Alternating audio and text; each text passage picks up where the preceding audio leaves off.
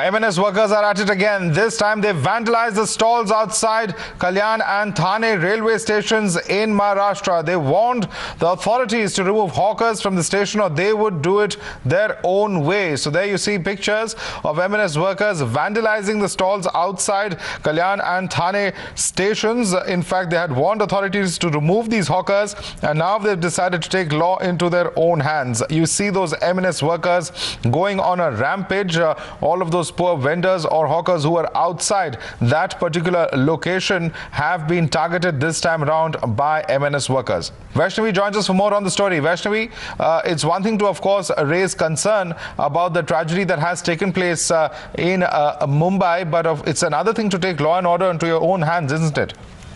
Well, absolutely right. And Raj Thackeray, when this incident took place, the stampede at Elphinstone station had warned the authorities and said that he is going to take law and order in his own. And if at all in the next 15 days, all the hawkers near the station premises are not evicted. But we see that while this work was not being done, Raj Thackeray's men have hit out on streets in Thane and Kalyan region. We've been also told in another location in Dombivli as well, where they are creating ruckus in the railway station, and they have vandalized all stalls at these stations and outside these stations. Well, Raj Thackeray, of course, taking law and order in his hands, and this is something which is unacceptable, is what the hawkers have been pointing out. But at the same time, the big question, of course, also being raised is that when will these access roads to the railway stations will be cleared by the authorities? Because after all, these hawkers are illegal hawkers. Not much really being done and not many lessons actually being learned by the authorities, even after we saw